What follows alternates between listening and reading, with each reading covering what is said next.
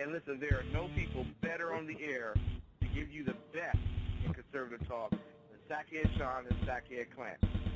And we're working on the immigration papers for a certain other guy who happens to work here too. For those who are tuning in around the world to the best in late-night conservative talk, Sackheads Radio. Sackheads Radio. Sackheads Radio.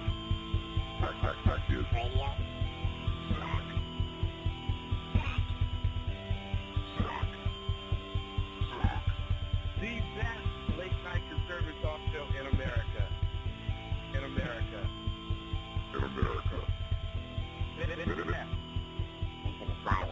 And in this web was a large, I'm pretty sure it was the biggest spider I've ever seen. Hey, welcome to the Sackheads Radio Show here on the 23rd of July, 2014. Yeah, I know where we are and what date it is. Why are you Dude, I'm telling everyone who listens. We go through Whoa. Are we on the air right now? We don't have a light. Yes, it is. I want a light. I've asked you for a light. What is not a that? cigarette light.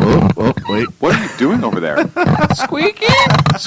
So what that is, folks, we have, listen, Sean was out shopping, and I'm not going to say where. Okay, good. This weekend. But good. we were out shopping together, and he found this door, and I don't even know what, it's off of a pickup truck. I don't know if it's a 40-something or a 50-something or a 90-something pickup truck, but it has one of those little windows where you have the little latch, like the triangle-shaped windows. Yeah.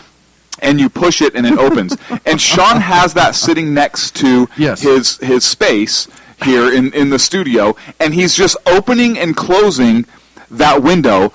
He was sitting, before we went on air, he was saying, and then he'd open the window, and it would make that ridiculous squeaky sound. And what's even more bizarre is there's a table fan that is facing him, where he has the window rolled up, and he's opening that little triangle-shaped window to get air, he says. Lord, help us all. And it's blowing your hair back, like on your chest. It's blowing it back and over your shoulders. I have no actual hair. That's on your head. Problem. Oh, boy. Thank you, folks, so much for joining us here on shrmedia.com. It's every week, folks. I go through this every single week. I kid you not. Oh, thank you to all of our great friends here on the SHR Media Network, the Evan Miller Report, the exceptional one himself, Ken McClinton, great writer Dr. Arrington, Rooster, everyone else that's joined us, Rosie Dale, who's going to be posting another article this week. We have so much to talk about this week. I decided that I was going to just hide under the desk all night. Until I came in and did the board. Until you came in and did the board. Now I feel a little bit better. So much going on in the world. Gosh. Do you? And maybe I'm wrong, but do you remember a time in your life where there was this much turmoil? In my life? The entire world. Oh, over the entire world. I was going to say, yeah, there was this time, and it was right before prom. No. But... no. World events, not yours. You mean like when Reagan was in office? Something like that, yeah. No. I just mean... Well, you just said yeah. What do you mean no? What I mean is our time growing up, we were both children of the 70s, and so 80s, 90s. Do you remember this tumultuous, world falling apart, absolute insanity that's going on? Yeah, when Reagan first took office. Yes. Yeah, I remember I was like 5 years old. I picked up a newspaper, and I couldn't believe some of the stories that were coming out of there. And, my mom would always say, "Don't worry. Why do you read that stuff?" And I'd say, "Give me waffles." And Mom, meatloaf. Give me waffles and leave me alone. I'm in my Aquaman underoos. I'm swimming right now. I'm in a pool. What was that sound you just made? That was me. I am just so... You are at a loss right now. Disturbed. You are so off your game. How the world is right now. It's not even funny. Listen, here's the problem. You're trying to jump right in, and we have not finished our General Jackassery. I know. We barely got into it. For example, I have a story to tell. Okay.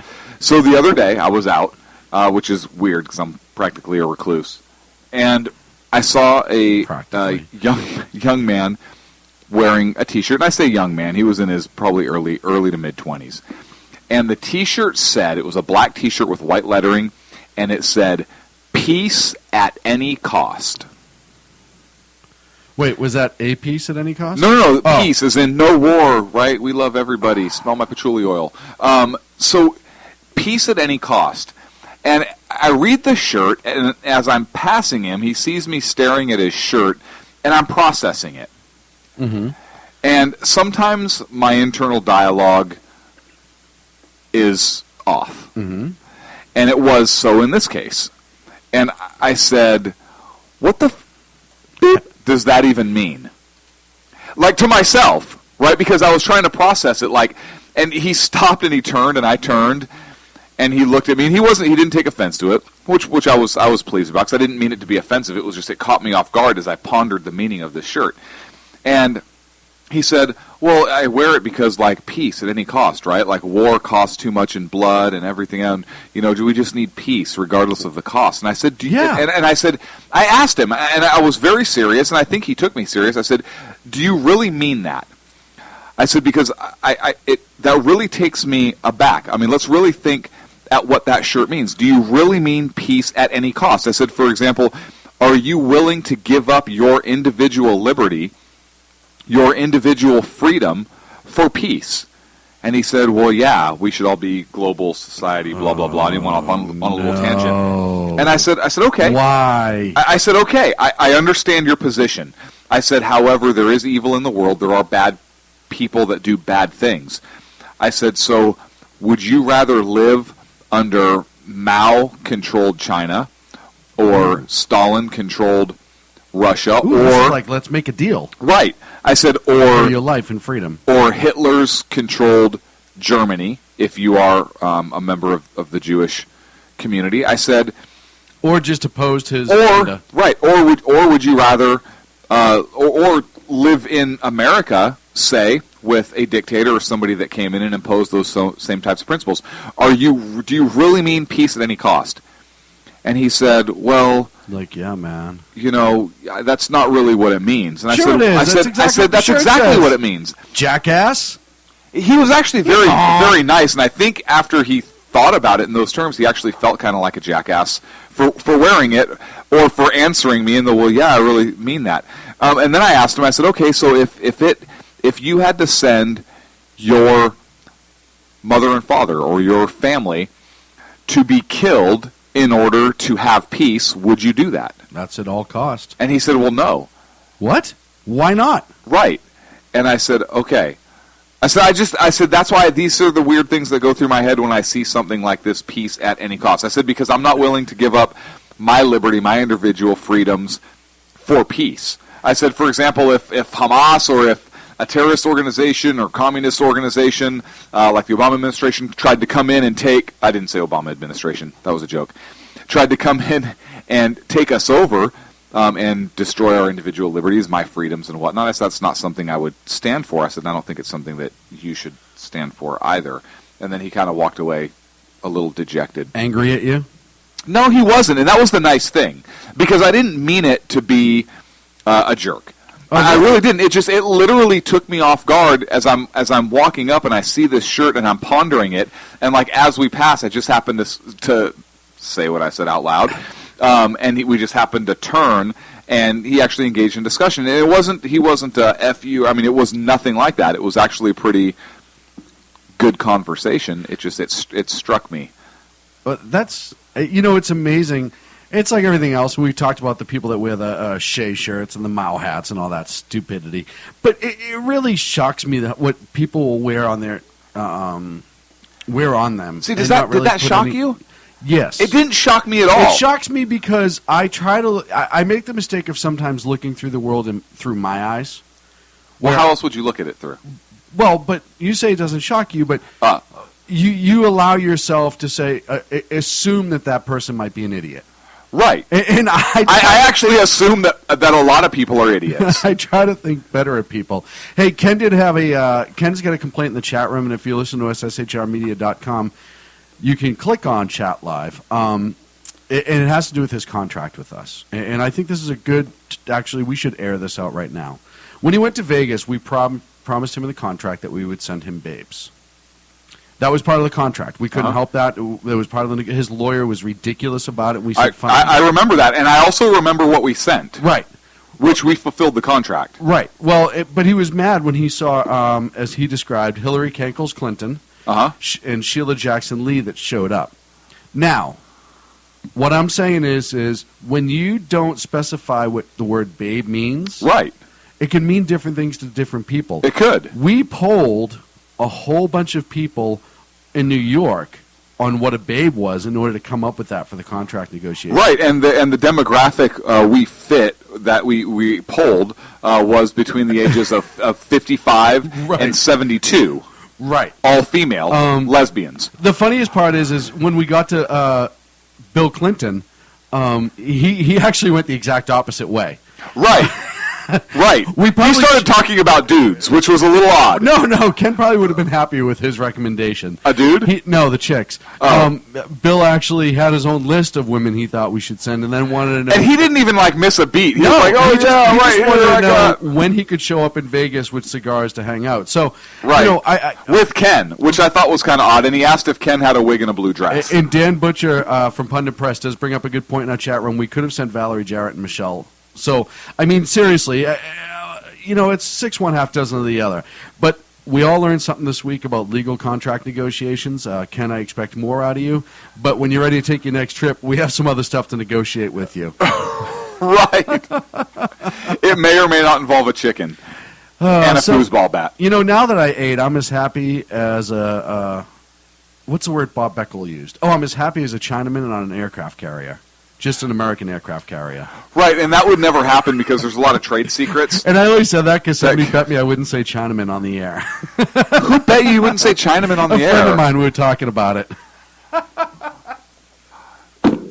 They actually bet you that? Yeah. What did you win? Coffee. What else is there? Dude, have you ever seen me bet on anything other than coffee outside of a casino? No. Exactly. No.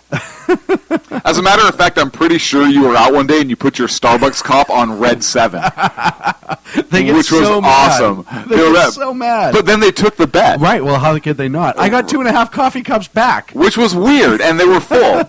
I don't know how you got the half because they cut it lengthwise. Speaking of Chinaman on an aircraft carrier, so Admiral Greenert, and I think I understand why the Obama administration might like Admiral Greenert, because it's a mix between green, which is like green, nice, right? Right, and green, inert as in inert as in non-working, right? As in just which is really what green technology is. Right. That's actually kind of like a double negative almost. And I almost wonder if he changed his last name to Greenert just to get the job with this administration. But this knucklehead is visiting with some Chinese naval officials. I love this. And they love this. They said, "Hey, you want to come aboard one of our aircraft carriers? And by the way, we want to tour the USS George Washington." Done. What? And international relation, bitches. Right.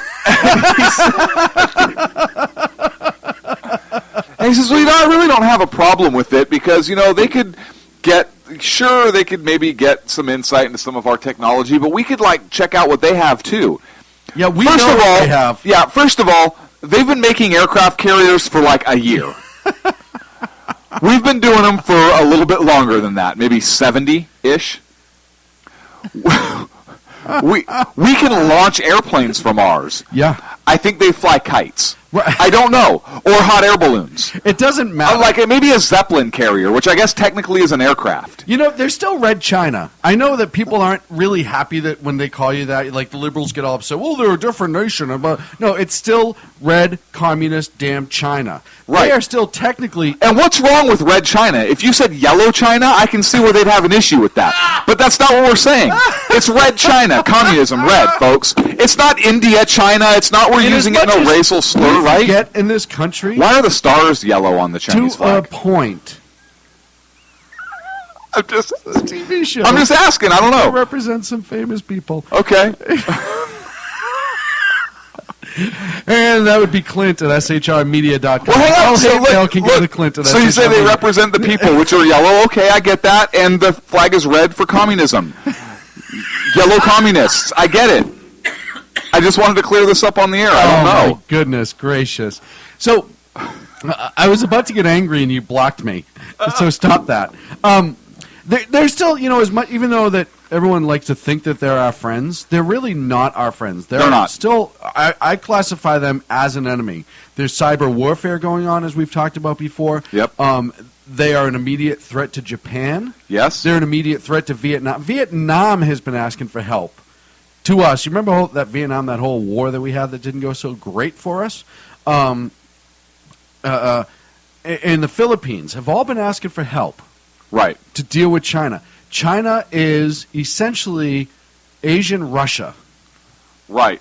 And they are starting to move. As a matter of fact, I'm pretty sure that's like more part of the legal official term, right? It's like it's the People's Republic of China, Communist Russia, Asian.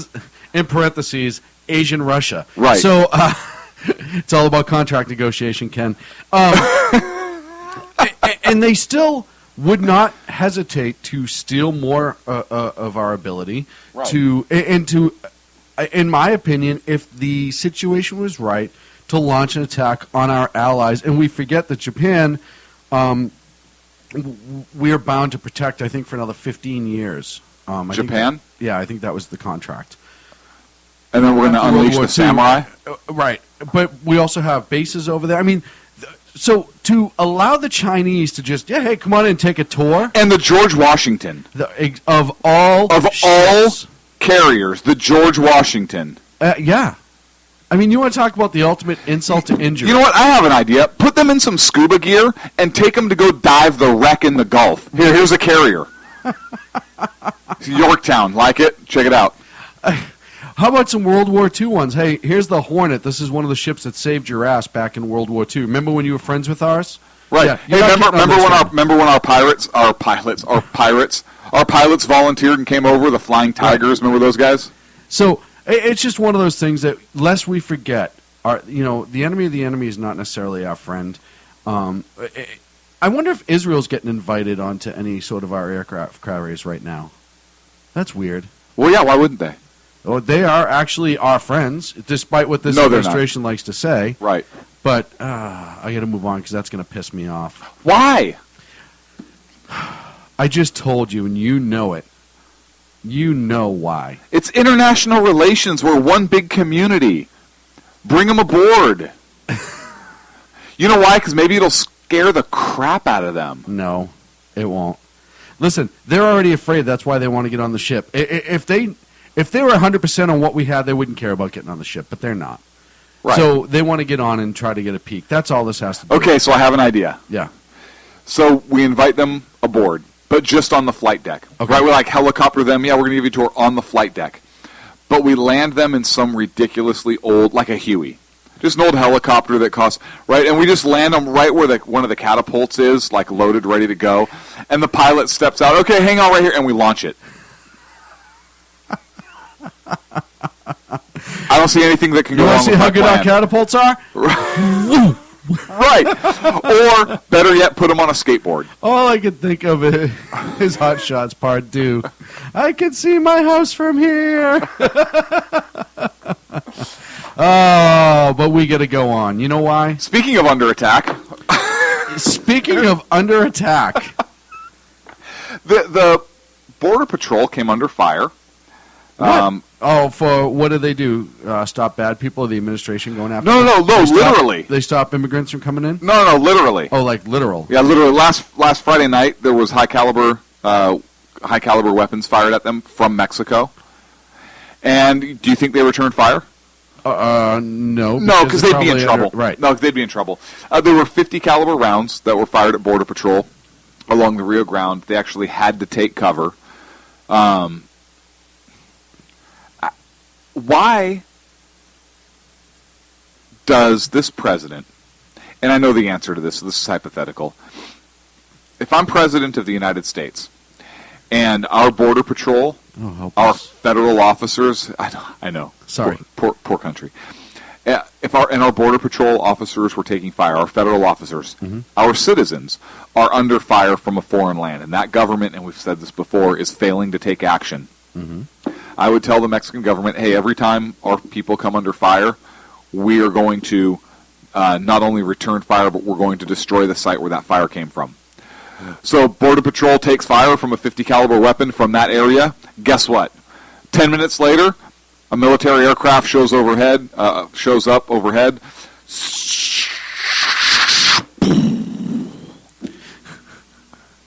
How many times do you think it would take before they stop shooting at our Border Patrol agents? Once, maybe twice.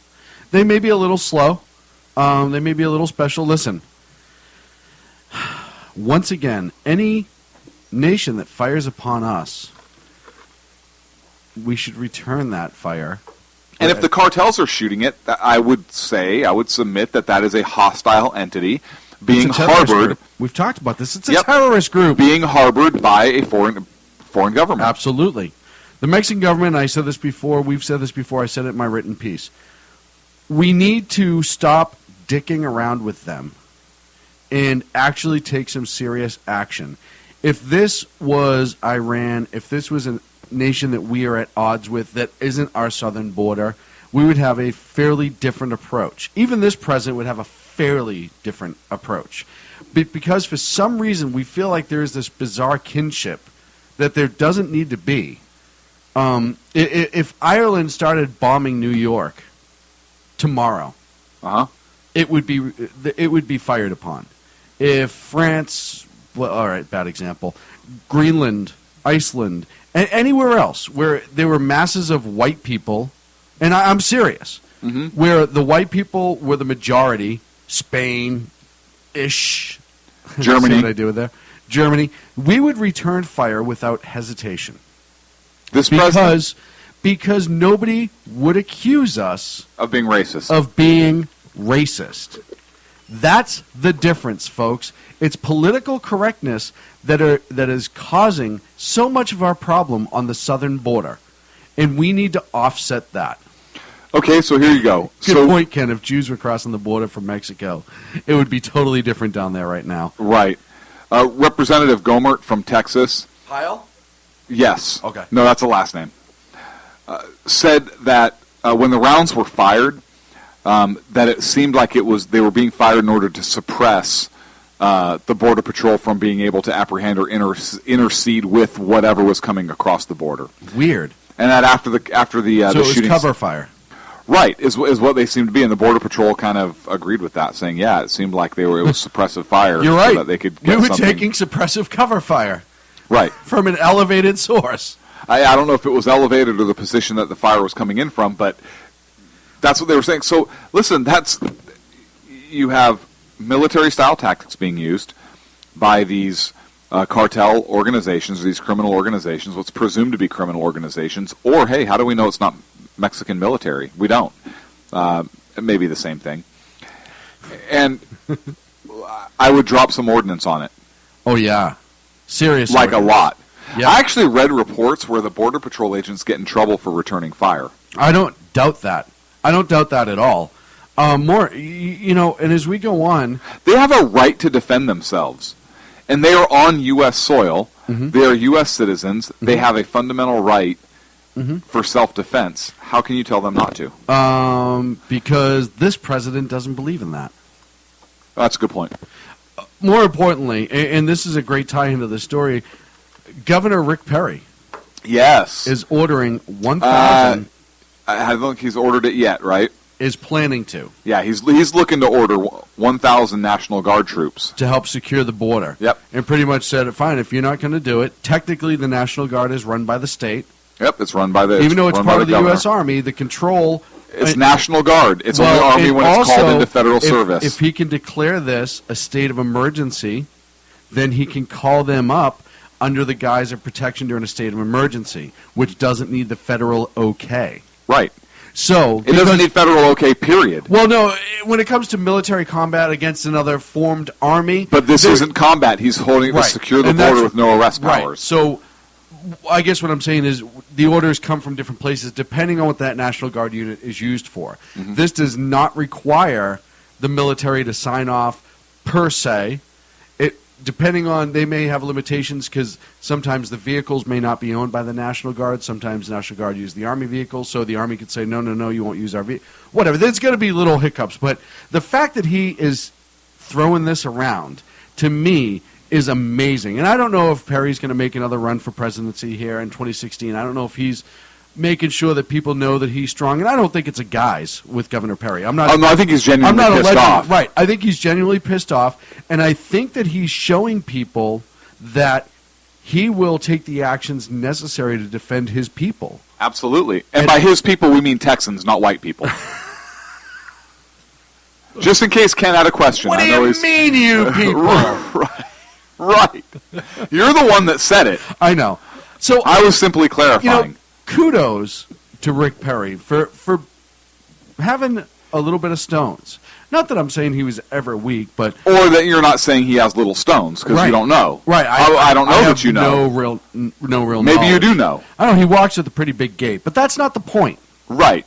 The point is, he is actually taking a step that many of us have asked for a long time, and we also have the Border Patrol Protection. Why did their name just escape my head? I'm sorry.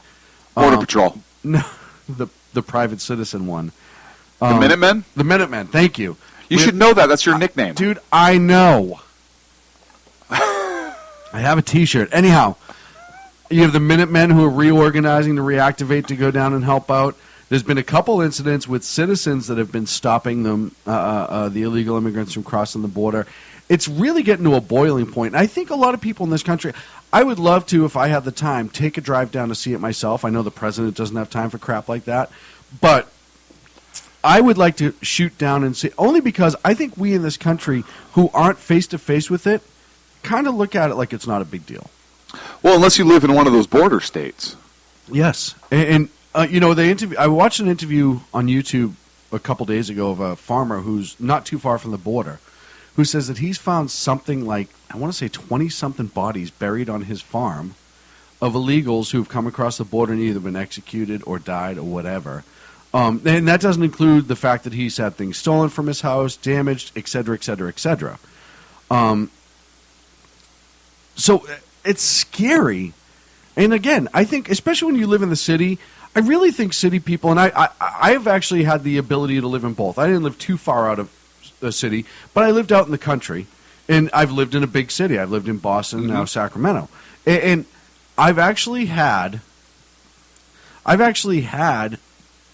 that common interaction where the country people who live in the city have no clue. Mm-hmm. Just what we go through out here on a farm day to day, and that's not too far away. Now you put that down a couple thousand miles away from New York and Chicago and all that stuff on a southern border that doesn't have a big populace right on the border, and it really, you can have all the news coverage in the world, but I really think mentally people there's a big disconnect. Huge disconnect. And to me, that's scary. And I think a lot of it is because they want to be disconnected. They don't want to recognize what's going on. That's just what I was going to say. I think they want to be disconnected. I think they look at those farmers down there as hicks. Yeah.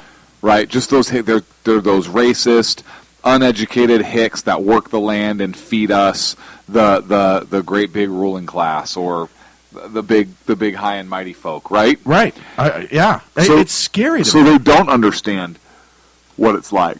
Well, and they should, because, you know, for nothing else, it's our people. It's our country. It is our livelihood that's being affected. But it doesn't affect them because it doesn't take the jobs away from where they're working. Oh, but it will. It doesn't take the jobs away from if they're working at the .com or if they're working at whatever Microsoft, whatever company they're working for. It doesn't affect them. Unless they had to do a manual labor job on a farm or something in that nature, or unless they were there having to deal with the filth coming through your fields or the waste that gets deposited there or the bodies, as you indicated. Then maybe they'd worry. Or getting looted or whatnot, absolutely. And again, here at the SHR Media Network, we support our farmers, we support our rural friends who really are the lifeblood of this country in a lot of ways. And we support our legal immigrants. Legal ones, absolutely. Not our criminal, right. Not our criminal immigrants. Our legal ones. So I have an idea. Yes. The next Republican president should come in and say, hey, you city folks, since you like these policies, we are going to bus all the criminal aliens to you and dump them in the lobby of your high-rise penthouses. Pretty much already happening. Oh. Well, yeah, forget I said anything. I want to see when the rubber meets that road, because Massachusetts, which is a humongous liberal state where I come from, The governor has announced plans to start housing them on some of the military bases that are in Massachusetts, the one down Cape Cod specifically, and then Fort Devens out Route 2. And people are starting to get pissed. Because all of a sudden now it's no longer the whole NIMBY idea, not in my backyard. Now it is my backyard. And there's been protests popping up in Massachusetts. Good. There's been protests about it. So hopefully, people will start to be paying better attention. We're against a break. When we come back... They should house them on the USS Constitution. Oh, don't... I'm going to go to a break and punch my co-host. They should house them. They should house them. Big ugly in nose. Fenway. I'm going to right in your big right ugly in Fenway, nose. right on home plate. Right in your big ugly nose. Just dude. right on home plate. Seriously, like the entire infield. Instead of being 14 inches long, it's going to be like 7 by the time I'm done. Listen, think about it. You're giving them a tourist destination. They can say we've been to Fenway. Back at 3. There's plenty of yard work to do there. It's a big long.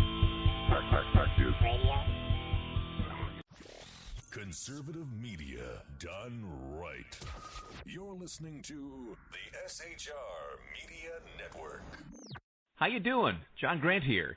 When I'm not slaving over a hot microphone on the 405radio.com Saturdays at 10 a.m. Eastern, I check out Sean and Clint here at Sackheads Radio. We all appreciate the best political bloggers, writers, and commentators. We either get them on our shows or we make fun of them, as it should be. So check us out live Saturdays at 10 a.m. Eastern or forever on the podcasts on the 405radio.com. This is Tammy Jackson, inviting you to join me on the Tammy Jackson Show every Tuesday night at 7 p.m. Pacific on the 405radio.com. Put down that remote and tune into the show that covers politics, guns and the Second Amendment, religious liberty, sanctity of life, the military, and more. I host newsworthy guests and work hard to be a conservative radio show that's not like all the others. So save Tuesday nights at 7 p.m. Pacific for me, Tammy Jackson, on the 405media.com.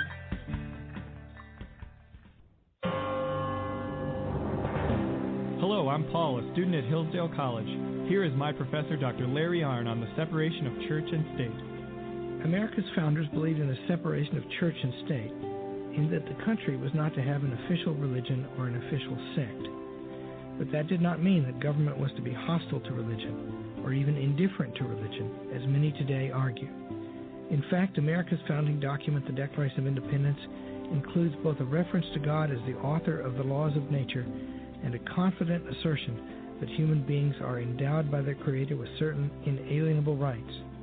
Far from being hostile or indifferent to religion, America's founders understood the theology of the Declaration to be an essential part of the education of citizens. This Constitution Minute was brought to you by Hillsdale College. To join the national conversation on the Constitution, go to constitutionminute.org.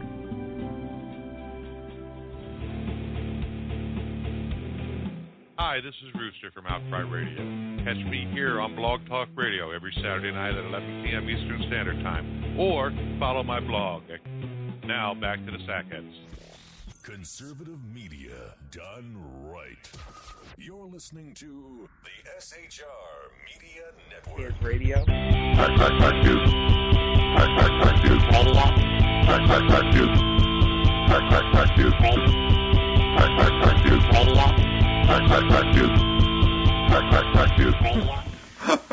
And we're back here on the Sackheads Radio Show. Thank you so much for joining us this evening. So, I have a question for you, my friend. I have a smart-ass response. And thank you, everyone, for joining us on the 23rd of July, 2014. Why haven't we, I don't know, fired a bomb at Russia? Because bombs typically free fall, or they're laser guided, or something like that. So Part if of my plan, they won't see it coming. fire a bomb, so a stealth bomb. A stealth bomb. Patent pending. I have an idea. So we get some anvils. No, the Acme catalog. It's great.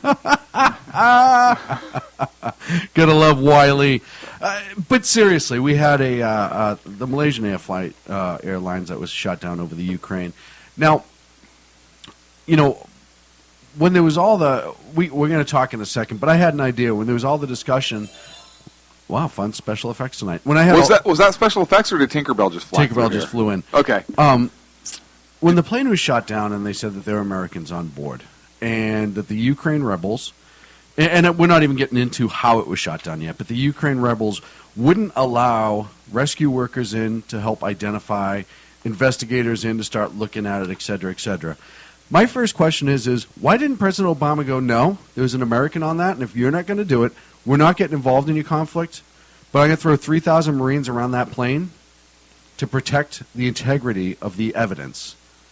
We're not invading. It's still the country of Ukraine. We got permission for them. They're fine with it.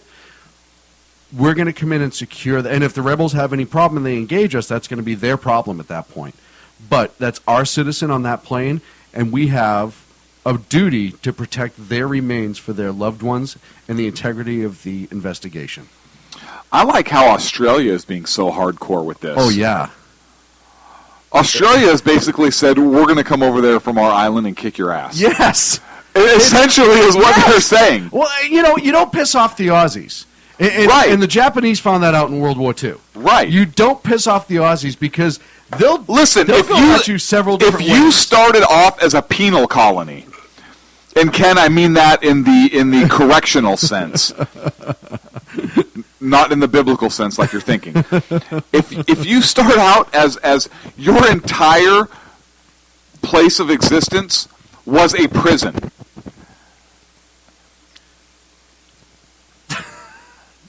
Right? Yeah. Your whole island was essentially prisoners. Why do you mess with that? Egredor in the chat room's laughing. He said penal. I said, so your whole island is a penile institution. Is that better? Yes, is that much better. Okay, good. You're essentially a giant prison in the middle of the ocean. Right. With the deadliest things on Earth Australia, there. Like the deadliest spiders, the deadliest the nicest snakes. things in Australia want to kill you. Right. And can. Very easily. You have sharks that are 25 miles inland in fresh water waiting to eat people. I saw it. It happens. Right. And so that's all of a sudden what's going on there. And now they're turning around. Yeah, so you have former felon parolees, just the dregs of society, descendants of at this point. Yeah. That regularly survive every day the deadliest animals and insects known to man.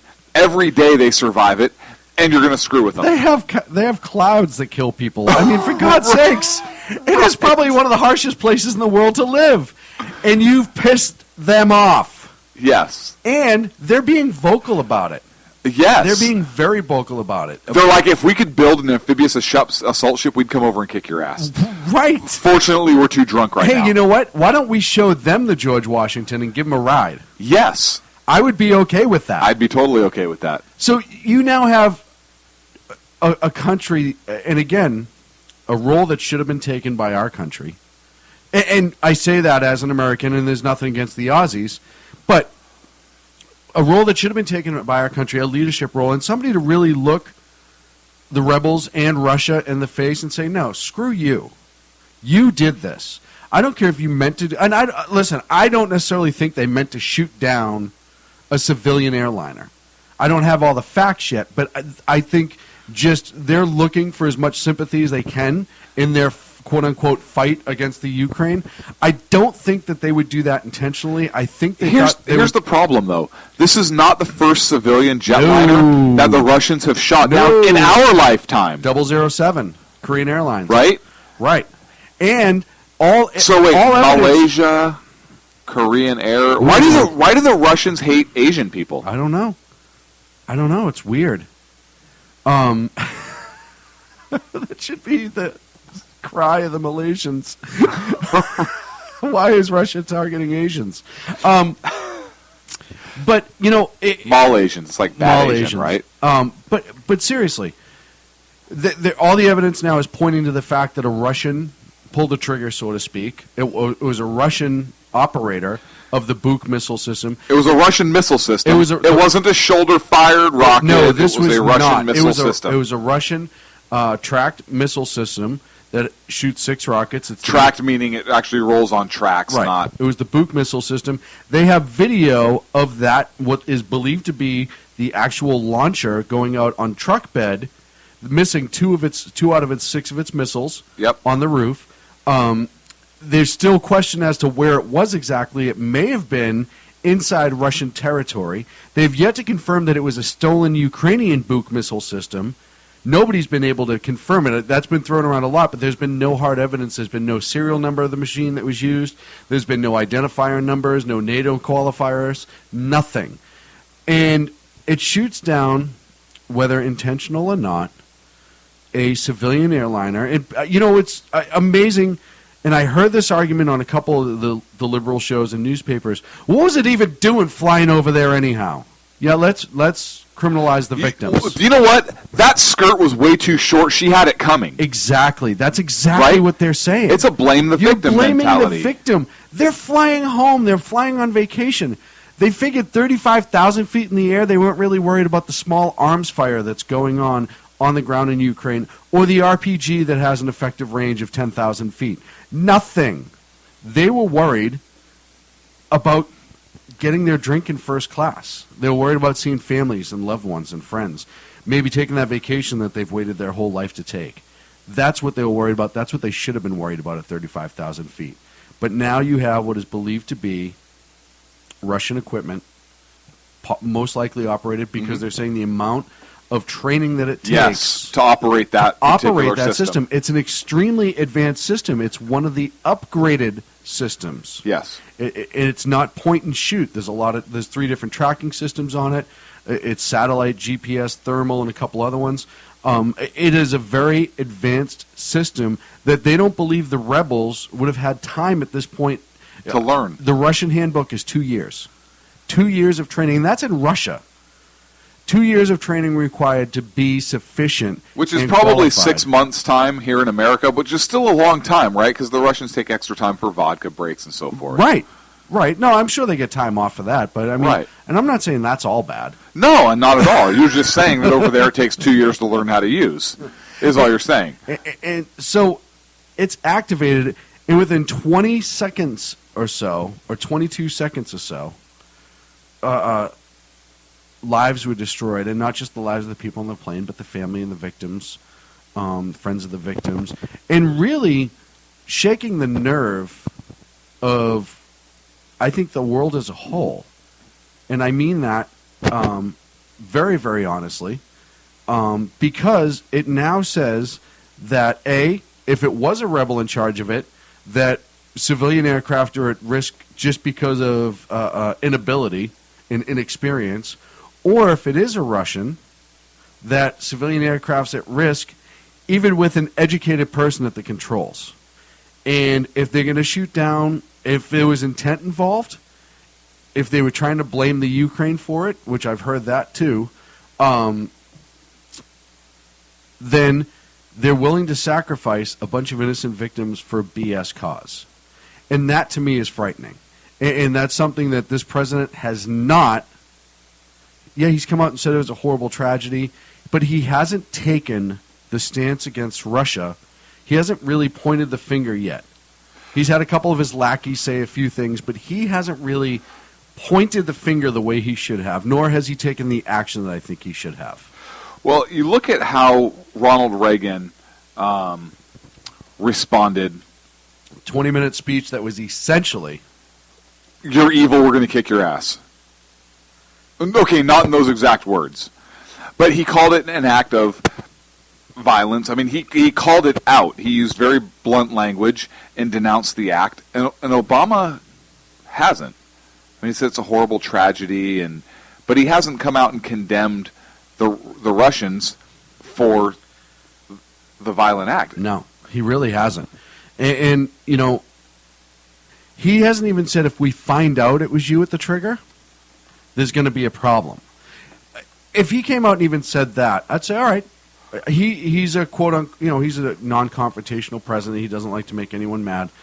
But at least for him, that would be pretty tough. Hey, you know what? We're going to do an investigation. If we find out it was you, you're going to suffer. And I don't mean embargoes and all this other stuff against your rich people and companies.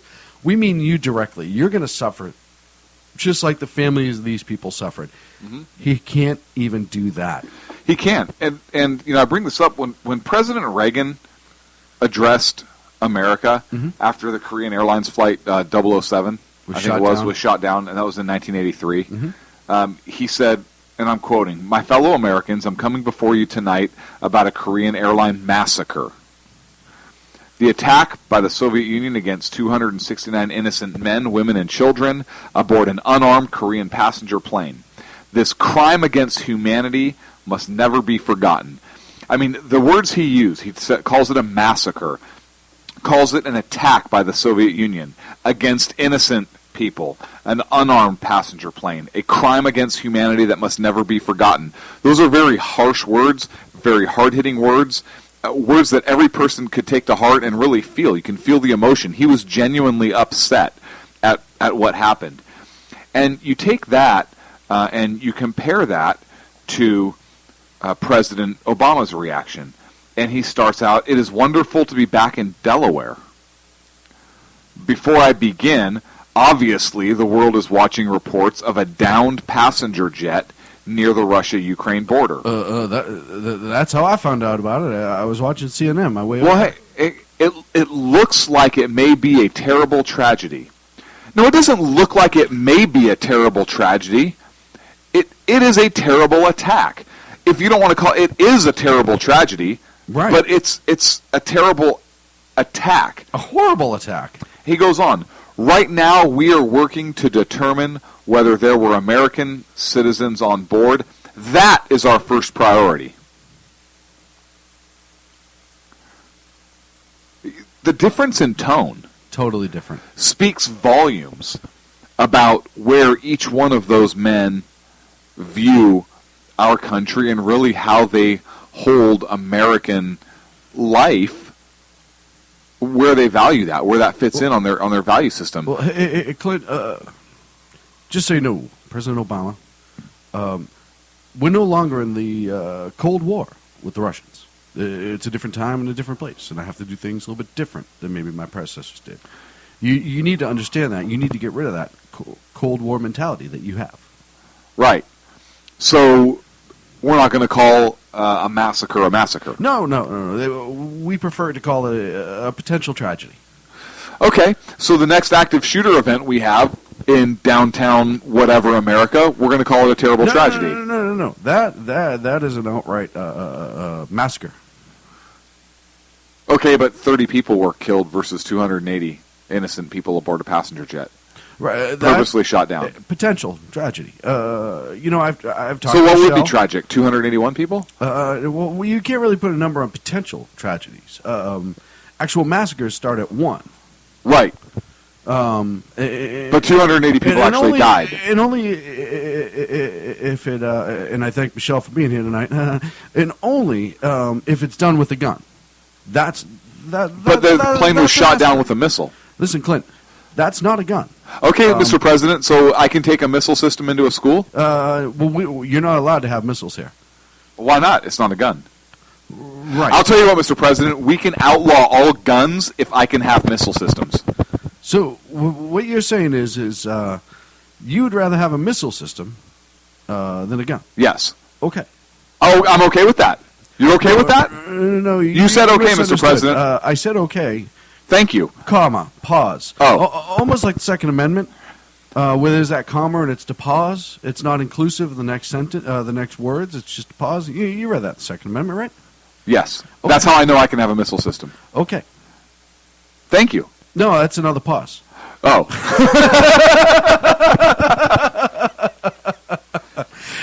They make no sense. They make no freaking sense. You want to talk about making no sense? Wait until we get into the next segment. Oh man. No, listen, we know it was a tragedy. I don't need the president to come out and a potential tragedy, he calls it. Words like potential or possible. This was a horrendous act of violence. Act of war, in my opinion. Yes. If I was Malaysia, I would say that whoever fired that trigger declared war. I mean, you look at how wars have been started in the past. Single shots have started wars in the past. Other than the Lusitania being sunk. Right. Like American Revolution. I mean, there was a lot of stuff that led up to it. But the shot heard around the world, the one that kicked off the big one. Was it really heard around the world? Yeah, dude. It's still echoing. It's called freedom. America. Hey, you know, if you hear a knock on your door, you know how you can be sure it's not freedom? Because freedom always rings. Go grab a beer from the fridge right now. You go grab a beer. You need a beer after that. Is this why that voters, 58% of Americans, including a third of Democrats, say that Obama is incompetent at governing? You see that new poll that came out? Yes. It's awesome, isn't it? Is this? No, it's sad. No, it's awesome. No, it's not. It's sad. Our president should not be incompetent at governing. Our president should be leading the way in terms of preserving our liberties. He's leading from behind. That's not where leaders lead. Leaders lead from the front. Well, listen, he's trying. Maybe it's opposite day in the presidency. You don't know. It's You're just so negative all the time. You're a negative Nelly. Maybe it's like an opposite 4 years or 8 years, or where bad is good and good is bad and up is down. And look, it's sad. I don't care, Democrat, Republican, it doesn't matter. The President of the United States should be able to lead. The President of the United States should call a tragedy a tragedy. He should call an act of violence an act of violence. Yes. I agree wholeheartedly, all joking aside. I agree wholeheartedly. He was not strong. He was yet again weak. A massacre is a massacre. Policy. Look, if this was a shooting in a city street, he'd be all over it. He'd be all over it. All over. This is a tragedy. We need to outlaw it. It was horrible. Yes, or a pie. Right. I prefer pie, so let's say pie. A cherry. Oh yeah, that's pretty good. Can we get it a la mode? Pie. Well, yeah, slightly heated. Cherry pie. Slightly heated. Slightly heated would be awesome. You're right. He's once again showing, and you could tie this into a foreign policy thing that happened overseas. He needs to understand that his foreign policy sucks, and until he finally accepts that, he's never going to benefit from it. The first step is admitting. First step to recovery is admitting your problem. And he has yet to. He doesn't think he has a problem. So I have a serious question. Here. If a United States flagged aircraft was shot down, would we be having the same discussion? Do you think this president would react? Sadly, yes. If a Russian bomber was flying close to the U.S. And accidentally invaded U.S. airspace, and one of our jets that was scrambling to intercept it, the Bear pilot did something, and a wingtip hit, damaged our aircraft, or knocked the plane off, or God forbid, caused an accident that caused our fighter pilot to eject or suffer a major injury or death, God forbid. Do you think this president would take action? No. No, it was an air accident. That was just a mistake. It was two planes flying too close together. It's an FAA deal. This didn't happen. I want to leave. I want to leave now. Stop asking me questions. I'm going to the vineyard. So the Bear accidentally opened the Bombay doors and one slipped out. Dude, have you ever left the bathroom with your fly open? Yes. It's the exact same thing. All the time. Sometimes I do it for fun. No, of course, because he's weak. He is going to be weak. He's going to continue to be weak. He's never going to step up. We talk about this before and we say it again. We hoped for a while that maybe he would get it. We never wanted this president to fail. I never wanted this president to fail because I wanted his policies to fail because I believe his policies are going to destroy America. Right, but I wanted him to succeed as a president, so we succeeded as a whole. Not his policies per se, but just his presidency in general, especially with foreign policy. His domestic policy, yes, I wanted most of his domestic policy, his bills and stuff like that, not to work. But his foreign policy, and it was almost maybe... He doesn't have a foreign ridiculously policy. Hopeful, but some point that he was going to get it and change his approach from what he has now, which is do nothing, say nothing, see nothing, to maybe man up. I thought maybe something would click where he would say, nope, I'm on it. you know what? This has to end. We have to stop looking like idiots. We have to stop being treated like idiots. And we have to stop being pushovers. And I was hoping. The problem is he doesn't love his country. But that's the problem. And for the record, I wasn't hoping for me. I was hoping for us as a nation. For the reputation of us as a nation. For the well-being of us as a nation. I have never felt this unsafe as an American. Not at all. I've never felt this. Our country is weaker, I believe. Internally and it's externally. Weaker economically. It's weaker politically. It's weaker, as you've indicated, internationally on the international stage. And I feel that we're vulnerable. We're vulnerable along our southern border. Look, okay, so the movie Red Dawn, the original, not the new one. 2 minutes. The original Red Dawn. Yes. That happens right now. We're hosed. Okay. Hosed. I mean, seriously. I think we have too many American citizens like us who would... Well, yeah, but one of the things about why people found Red Dawn to be unbelievable is at the time, the Russians were petrified to do something like that. And now, they fear nothing. They certainly don't fear us. They have no reason to fear us. And until they do, people who align themselves like these rebels will stop, or once they do, and they fear us again, the repercussions for their actions to be answered. Look, once they once again fear that, you will not have Malaysian airliners blown out of the air. And you part will of not that have citizens. And part of that fear is the fact that our American citizens are armed. Yeah, behind every blade of grass. Yep, there's a reason the Japanese did not invade mainland America. Every blade of grass is an American with a gun, or something to that effect, was the direct quote of an admiral from the Japanese Navy in World War II. That's why they never tried to make a landing here. Yep. So there's more and more reasons why our Second Amendment has to be upheld. There's more and more reasons why we have to get this president some testosterone pills. Something. Testosterone pills? He needs to take his presticles right out of Michelle's bag and reattach. Something. Something has to happen. I'm just saying, because this crap's going to keep going. He needs to take those out of Michelle's bag and put them back in his. We're up against a break. More importantly, we're not up against a break. We're up against a news break. It's Miller time with the Evan Miller Report. Our good friend Jason is going to be joining us right now to give us the SHR Media News.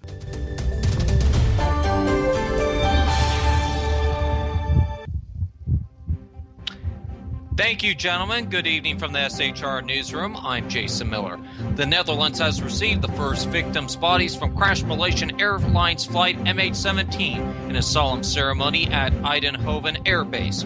40 hairs left the town of Hilversum, where the formal identification process will begin. The Netherlands observed a national day of mourning on Tuesday for the 298 victims, most of whom were Dutch. Meanwhile, a powerful Ukrainian rebel leader has confirmed that the pro-Russian separatists had an anti-aircraft missile of the type Washington says was used to shoot down Malaysian Air Flight's MH17, and it could have originated in Russia.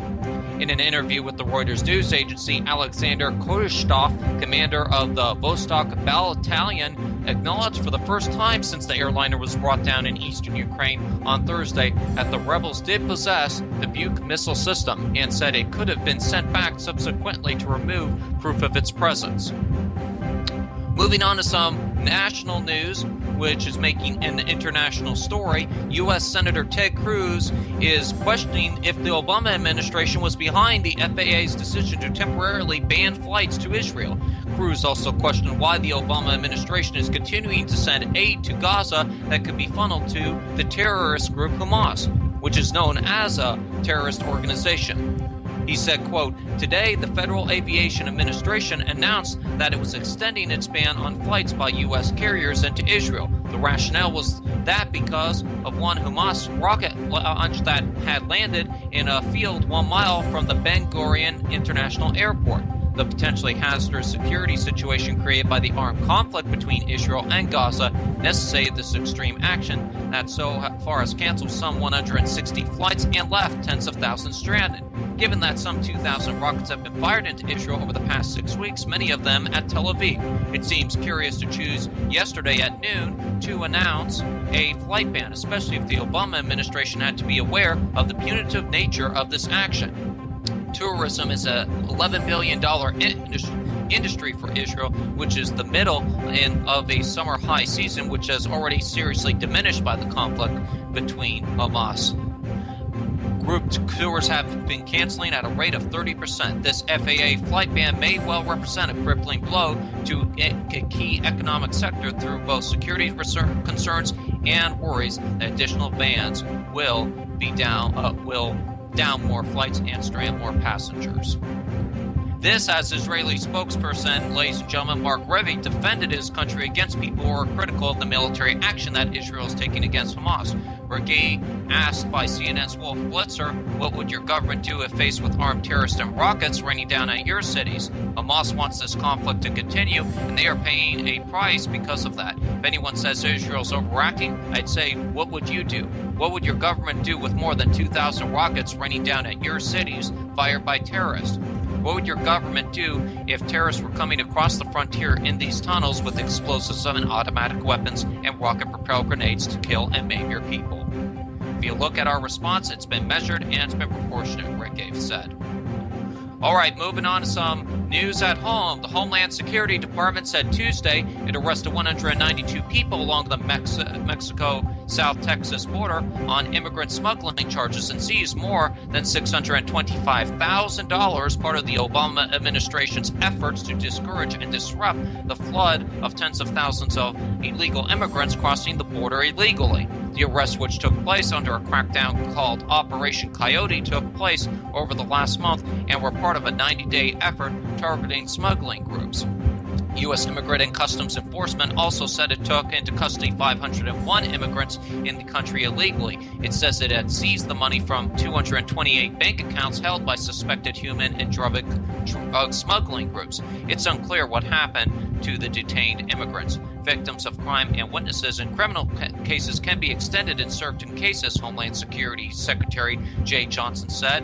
Those not eligible for a visa or other protections would eventually be sent home. And an election update for you. Businessman David Perdue has narrowly defeated 11-term Representative Jack Kingston Tuesday in the Republican runoff election for Georgia's U.S. Senate nomination, setting up a general election race against Democratic Michelle Nunn with national implications. With all precincts reporting, Perdue led Kingston by approximately 8,500 votes out of over 480,000 cast.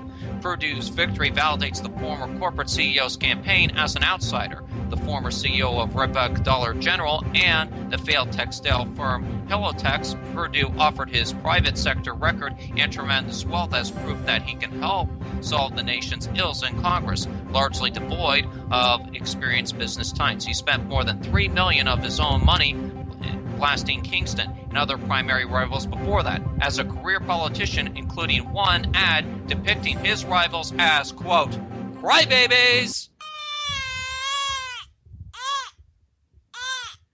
And that is the latest news coming from the SHR newsroom. For the latest on the day's headlines every day, Monday through Friday, tune into the Evan Miller Report at 7 Eastern, 4 Pacific, right here on the SHR Media Network.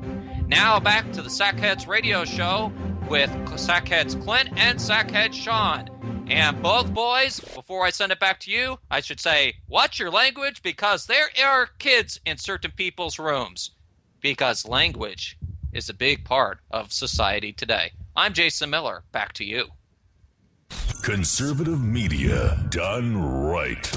You're listening to the SHR Media Network.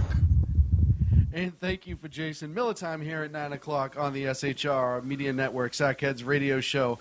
You know, we do watch our language. The problem is we watch what comes out and it makes us laugh and laugh and laugh and laugh and laugh. Always a good time. Always check out Jason Miller and Corey Evans on the Evan Miller Report here at 4 p.m. Pacific time on the SHR Media Network. Really glad to have those gems aboard. They're doing a great job. Back into, God, we have so much to talk about tonight, and we just got to jump right back into the mix here. So it's been an interesting couple weeks over in the Ukraine. And, you know, we talked earlier about the Malaysian airline flying being shut down, and we also talked about, you know, our lack of response with Russia. Mm-hmm. And the problem we were having with all the fighters and not getting in. And now today, allegedly, the bodies of most of the victims have arrived, I believe, in the Netherlands, so they can start the identification process. But still, no real investigation is being done. And this didn't fall... This fell in homes in that farming village. Well, you got to look at why this happened, first of all. This happened because of Russia's aggressive actions within that area. Has caused an ongoing war in that region between the separatists and the Ukrainians, the Ukrainian government forces, and has destabilized that area. It's due to Russia's aggression that set up the environment for this tragedy to happen. Yes. Not potential tragedy. Right. And so let's be clear about why this happened in the first place. It's not because somebody, whoops, we saw a blip on a screen. Right. This atmosphere was created by Putin and the Russians. Without a doubt. Without a doubt. Which has been his plan right along. So why not demand an immediate stand down in Ukraine? Oh, because that would take audacity. I agree, it should be done. Didn't he write a book?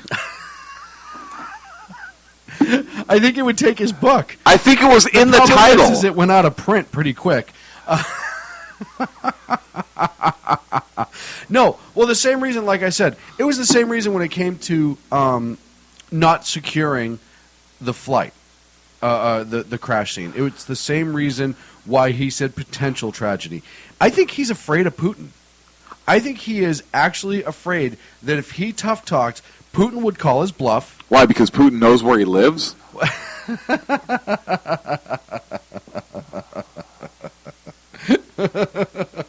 you think Putin calls him up in the middle of the night? I know where you live. I know where you are. Get to the chopper. If Putin was a Star Wars character, who would he be? If Putin was a Star Wars character, the bounty hunter. Which one? Boba Fett? Boba Fett. All just for himself. And if Obama was a bounty hunter, he'd be Lando. Yeah.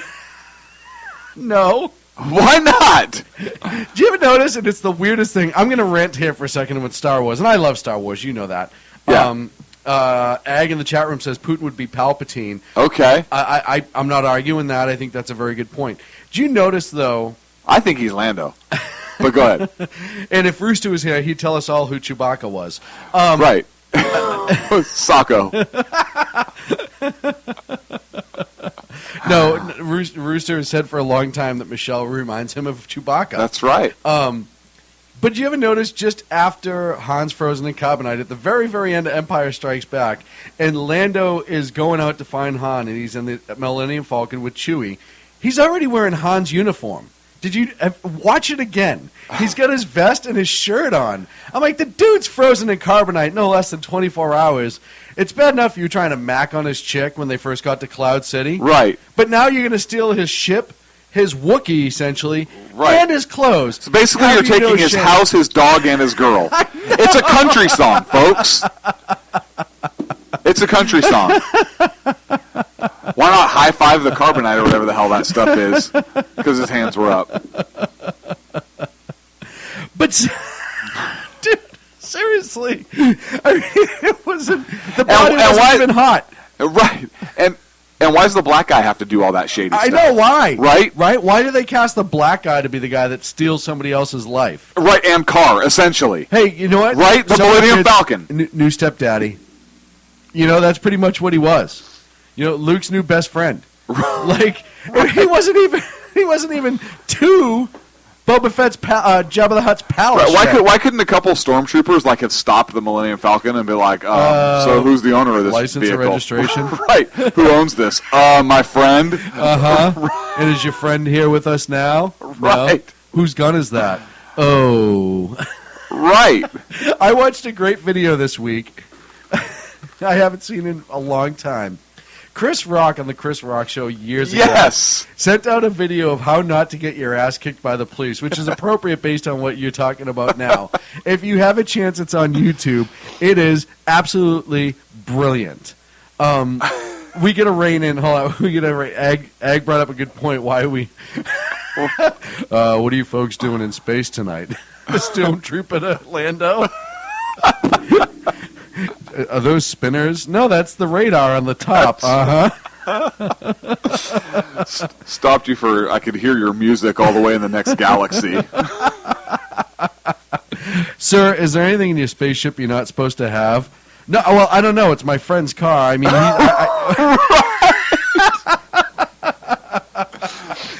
Sure, it's your friend's ship. No, really. Do you have your pilot's license on you by any chance? Well, no. You see, what happened was I was supposed to get it. Step out of the ship, sir. There's no air out there. Yeah, just go ahead and step out, please. Can you send us a wrecker? What? A Wookiee? A tow truck, a wrecker. Oh, jeez, you Boston people. Here's the funniest part is Ag brought up a thing that said, you could totally see this whole thing happen on cops. And again, if we're going to be silly for a few minutes, I might as well. There's an actual YouTube video of stormtroopers. They did like cops with stormtroopers on YouTube. Again, if you have a chance, check it out. It's actually quite funny. They get a whole thing. One's like a domestic violence thing with Uncle Owen and Aunt Beru. They just completely, they do a really good job. You got to check it out. Meanwhile, here on Earth and in the Ukraine, there were two fighter jets shot down. Yes. In the same area, general area, as where the Malaysian aircraft was shot down.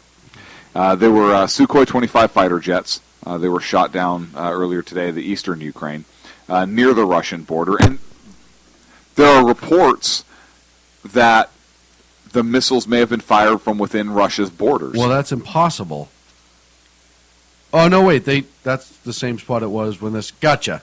Maybe. So is Russia actively engaged in this war? Russia has actively been engaging in this since it started. Yes, we all know this isn't. There's no secrets here. Russia started this from the beginning. What I'm saying, but they've been doing it in Ukraine, right? No patches, all this other stuff. Oh no, we're militia. But now they may have actually shot from inside Russian territory. That's pretty bold. We know Putin's bold because nobody's standing up to him. At all. Nobody's really, even the Germans who have probably been the Aussies, but I'm talking in Europe, immediate threats to him. Mm-hmm. The Germans who have probably been the most vocal, Angela Merkel. Merkel. Google Merkin, everybody, right now. Google if you don't get that joke. No, Google Merkin. Do not Google it. Google it. Do not. And image it. No. Stop that. Do not Google that. Ever, ever, ever. Make sure your safe search is off. But even You Germany, basically called him a pussy wig. Is essentially what you just called him. Even Am I wrong? No. It's Merkel. I know it's Merkel. Merkel. It was a Freudian slip, I swear to God. Germany's leader, Pussywig, said today... Stop. Don't be so embarrassed.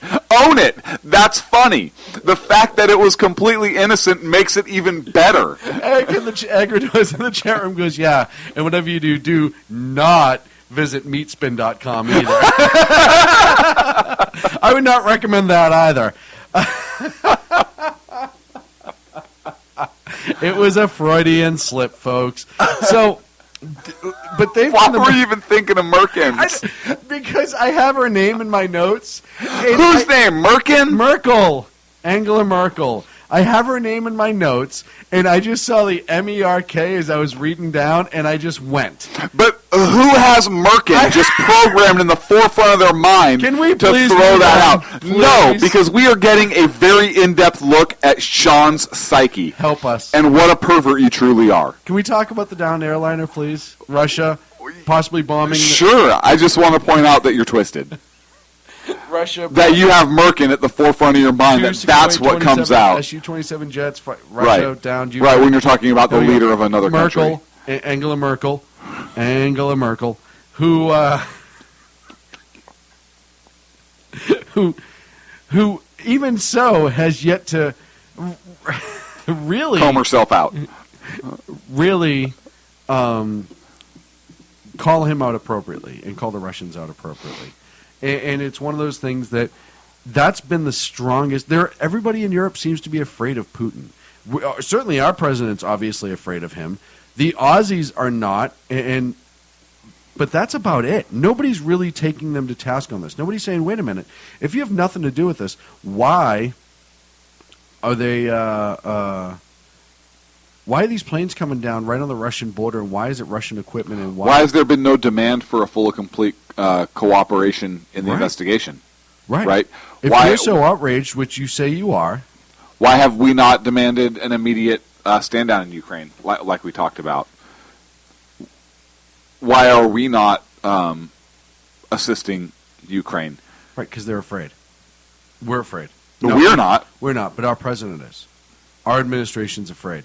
Why isn't Kerry in Russia yelling at him, at Putin, versus in Israel yelling at our allies? And we'll get there.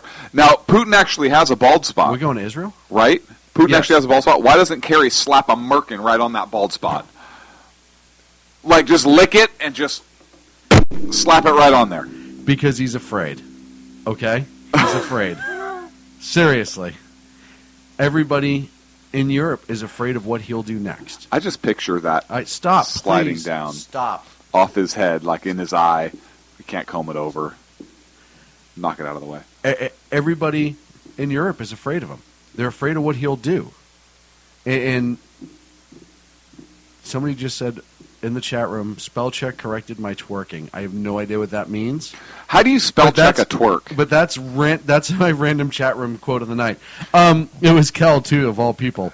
I bet it maybe did merkin for twerking. Dude, stop. Seriously. No, that's an honest observation. Because they're similar. And a lot of twerking is typed in. You let me know when you're ready to get back to the show. I'm back to business. Okay, good. I was helping Kel solve the problem. I have nothing to throw at you either. As to how that Did you clean my happened. desk? Did you do that on purpose? No, I didn't know you were going to throw something like that out. Oh, man. But that's the problem, is everyone's afraid of Putin, and nobody will stand up to him. Because Putin's a very calculated Let's stand up to him right now. Okay. On Sackheads Radio. Yeah, mainstream media right now calling him out. Yeah. Why are you complicit in the downing of a Malaysian Airlines jet? Why does it look like that your anti-aircraft batteries are engaging Ukrainian aircraft who are fighting alleged Ukrainian rebels? Why have you not called for a full ceasefire for the investigation, Mr. Putin? Why do you continue to allow the aggression to go on? Why, if those people allegedly want to live as part of Russia so much, why don't you reach out to them? You could be the voice of reason to bring it together. What's your true motivation? Tell the world your real motivation. Right. Don't hide behind lies and deceit like a little coward, sissy coward girl. Come right out. If you're man enough to shoot down civilian airliners or to create that type of atmosphere and to meddle in the affairs of Ukraine and be hostile. If you're man enough to do that, be man enough to stand up and say what your true intentions are. Don't hide behind something like a little sissy, right? Well, because right now, words are everything. Mm-hmm. By our administration, everyone else. They use words all the time. But Putin could come out and say that, yes, I want to take over Ukraine, I want to restore the Soviet Union, and people will have the same reaction. No, do you think our president would react any differently? But the masses would react differently. The masses would. People would be outraged. Because do what? Their governments aren't going to do anything. But I think that would start forcing governments. That risk, that overt statement of the Soviet Union coming back and the world slipping back into the Cold War that we're already in. As much as people don't want to act like we're in a Cold War, we're still in the damn Cold War. We're back into it. But it's, as we said with the border, out of sight, out of mind. It's lip service. If he were to say that, regular liberals, the Bob Beckles of the world and people like that, the super uber liberals, remember how bad things were and how close to the brink of World War we were with nuclear weapons. are afraid to have that come back. The visions of the shelter drills in the 60s. But here's the difference, Sean. We have socialists and Marxists in government in the United States. Yes. And we did not. That I know of in the 80s. We have Maxine Waters, when she's coming out at a hearing, saying what this liberal wants is to socialize. What I want is to regulate. Remember that whole thing? Oh yeah, no. When she was talking about it at a committee hearing. But I think that would finally put proof to the pudding, and that would really, honestly unite this country. I don't over think a lot of things, but I think a lot of people are very socially liberal. They don't think that they're fundamentally liberal. But the younger people don't understand what socialism is. So you could say, what's better, capitalism or socialism? They think socialism. They think socialism. Right. But once the question is worded, this was just a poll, I believe, on Fox News. Once the question is worded, do you believe the government should control the economy? It's a resounding no. So socialist is kind of like a cool phrase to kind of throw around. It's kind of a cool thing to be without really understanding what it is. So if Putin came out and said, "Hey, we want to put the gang back together," the old Soviet Union, that younger voting bloc has no idea what that means. Mm-hmm. They really don't. But that's when you would see a lot of the older, complicit liberals, the ones who just vote Democrat because they voted for Kennedy in the 60s, versus the ones that just do it, you know what I mean, mm-hmm. would start to be more vocal and engaged. And that scares the administration because then that highlights socialism to the younger crowds and what it really is in communism. And then the power could be lost because then people would actually be educated about what it is. I really think that... I don't know. I honestly think there's such a big segment of our population that would just say, well, it doesn't really affect us. I mean, I don't want to do another war. We're kind of war-weary in this country. A lot of people are. I mean, we're not really going to... We'll sanction them. Yay. Ag in the chat room, who was talking about living near the front line, the flight line at Caswell Air Force Base in the 80s and living through those drills. But he says he's convinced, I think this is actually a brilliant statement, that Putin wants to make it like Reagan never existed. Of course. Yeah. But I like the way that's phrased. Undo everything Reagan did like he was a blip on the presidential screen in this country. But the progressives are doing that themselves. Putin is just taking advantage of that. I think Putin wants to go even faster, and I think Putin wants to be the spearhead of it because of the progressives are beating him to it. I think he's taking advantage of a situation. The progressives already want to erase that conservative history we have. They want to remake America. They want to rewrite our history, and Putin sees that in full swing, and he is taking full advantage of it. Of course, Putin wants to make it like Reagan never happened. I think I absolutely agree with Cal. However, I don't think he's Ag. I don't think he's the driving force behind it. I think he's taking advantage. I think what he's doing is a result of. But I think he wants to be remembered with his people.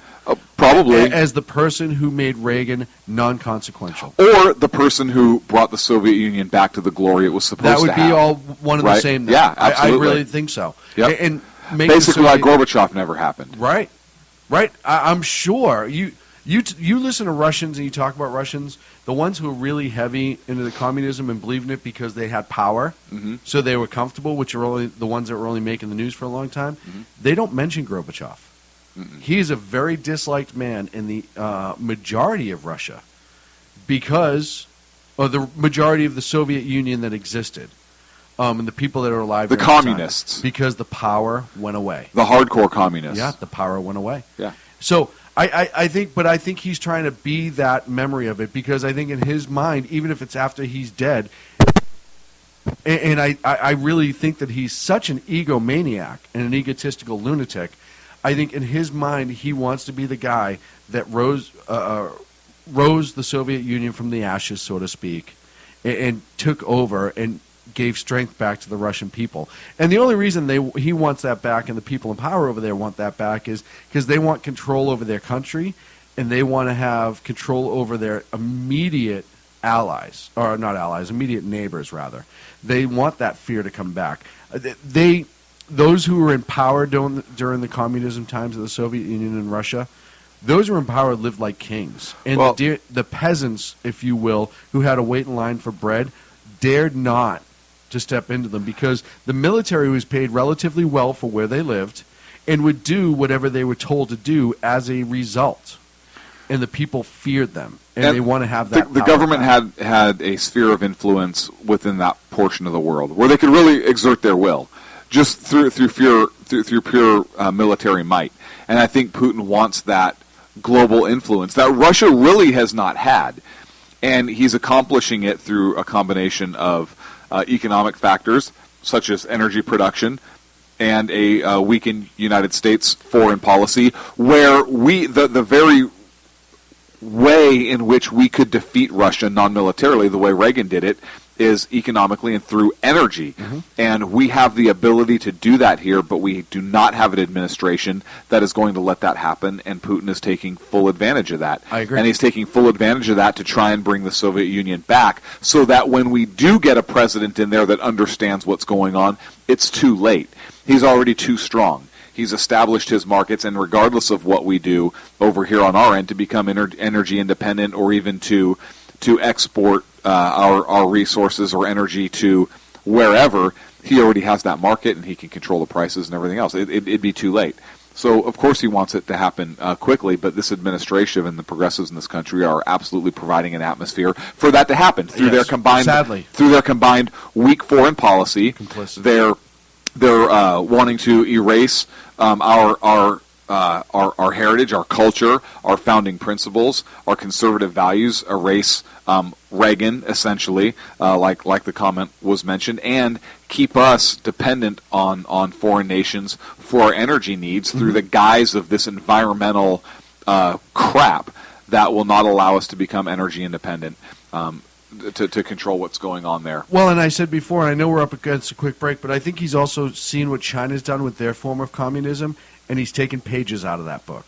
Oh, they can have this weird kind of communism where it's like this fake capitalism where people think they're free to do what they want, and the government still gets a majority of the money, but the people are happier because they feel like they can do that, which is what China does. And there's also Hong Kong. Yep. Which is one of the best economies in the world. Right. They have a flat tax with no capital gains.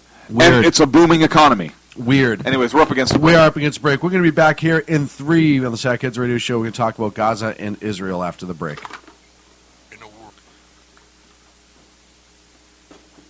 I'm just kidding. We're really going to break this time.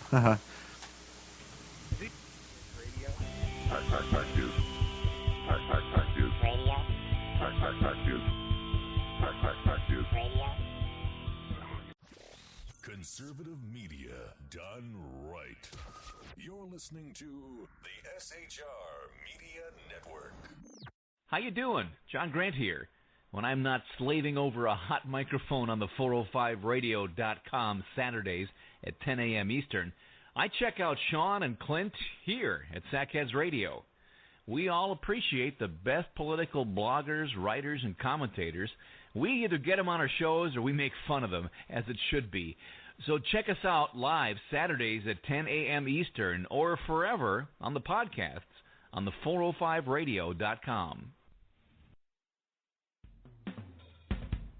This is Tammy Jackson, inviting you to join me on the Tammy Jackson Show every Tuesday night at 7 p.m. Pacific on the 405radio.com. Put down that remote and tune into the show that covers politics, guns and the Second Amendment, religious liberties, sanctity of life, the military, and more. I host newsworthy guests and work hard to be a conservative radio show that's not like all the others. So save Tuesday nights at 7 p.m. Pacific for me, Tammy Jackson, on the 405media.com.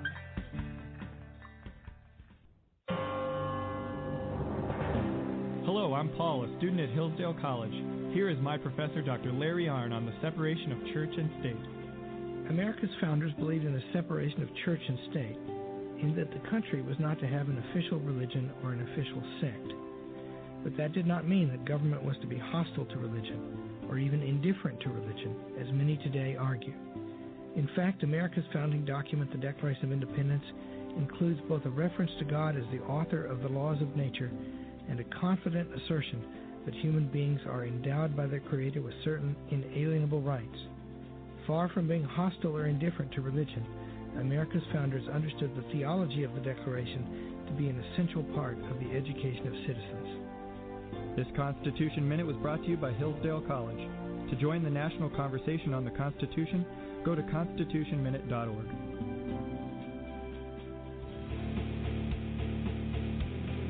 Hi, this is Rooster from Outcry Radio. Catch me here on Blog Talk Radio every Saturday night at 11 p.m. Eastern Standard Time, or follow my blog. Now, back to the Sackheads. Conservative media done right. You're listening to the SHR Media Network. Here's radio.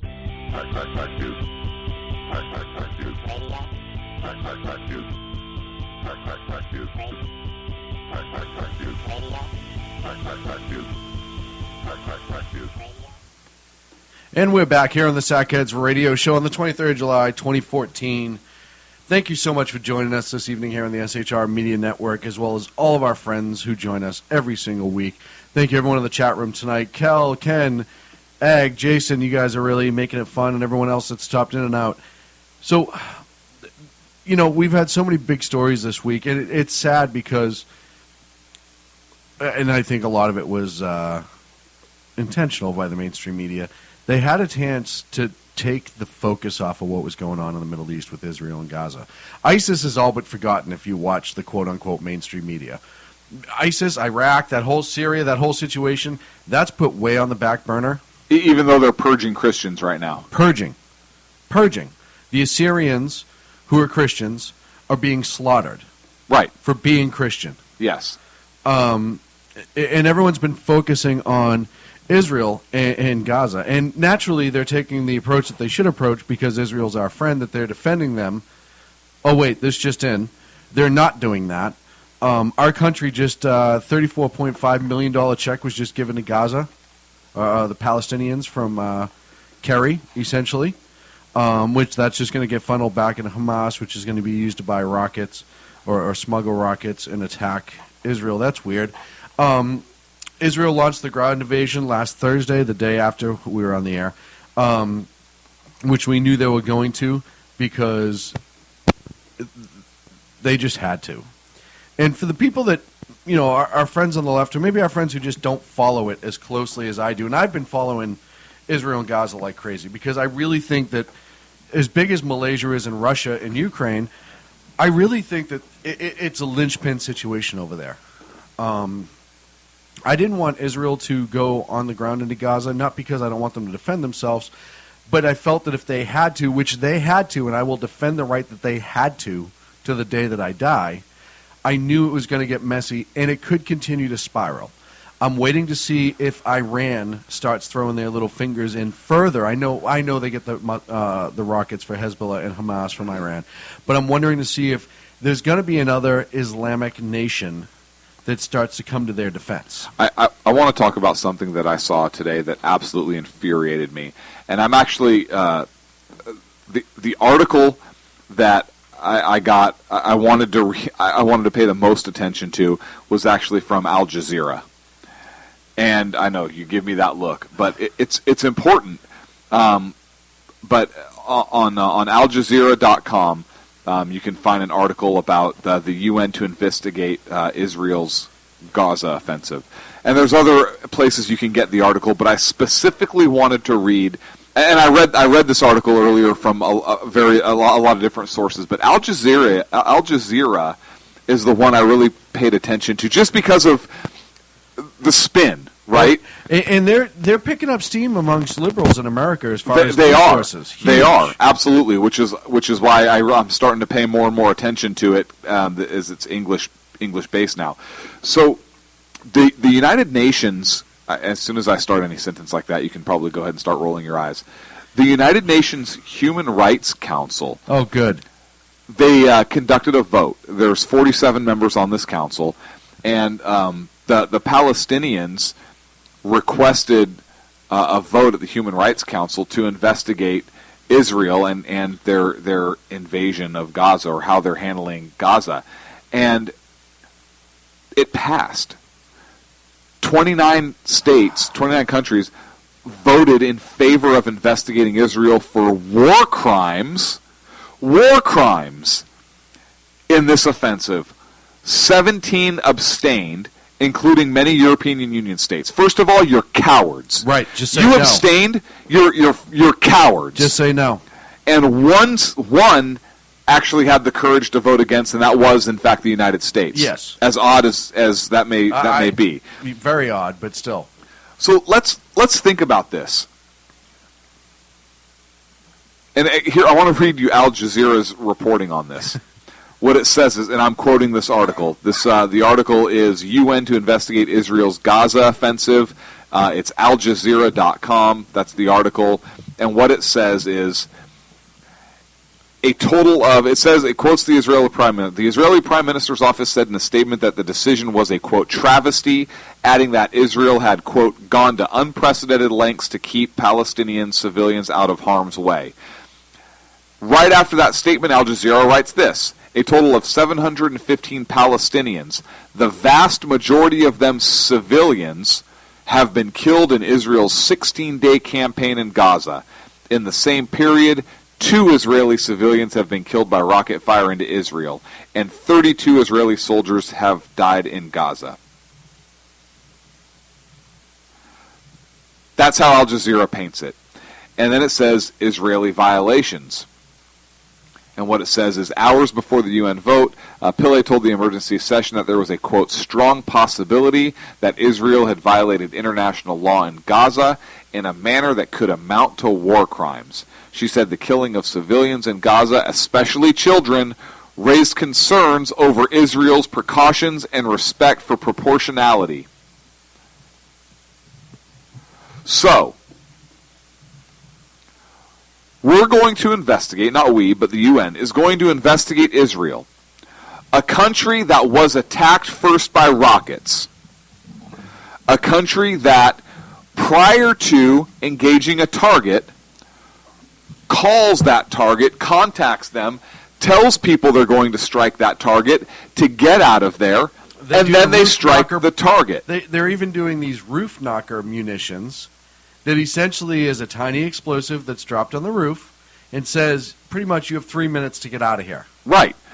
So they're taking all these precautions. The war crime here is Hamas and the group that is using civilians as shields.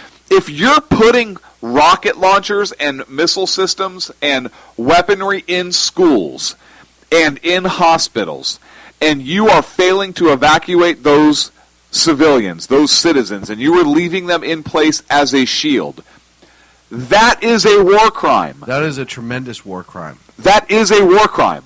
So the fact that that target gets hit after several warnings from Israel or any country, that's not the war crime. And yet, who is the UN investigating? Israel. Israel. And you know why? Yes, I do. Why? Because they are complicit with Hamas. Absolutely.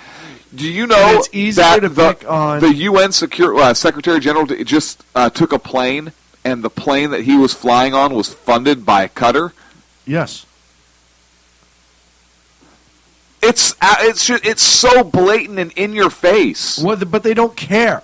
That's my point. They don't care. First of all, the United Nations, if you're listening, or if our friends at the NSA are listening, get a message to your friends at the United Nations. Right. Get the hell out of my country. Go screw yourself. I don't want you here. That's my message. Sackhead Clint says go fuck yourself. I'm not going to say screw. I'm going to just say it outright what I think. Just tell them Sackhead Clint said that. Secondly, they do this because the news, the media, all over the world has turned Gaza, through complicity or other reasons, into the victim.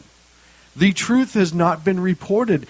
Even, you know what, even Fox, and I'm going to slam Fox for this, the last few weeks that I've watched, even Fox, their guy on the ground, has been showing you more of the destruction in Gaza than the rockets coming in to Israel.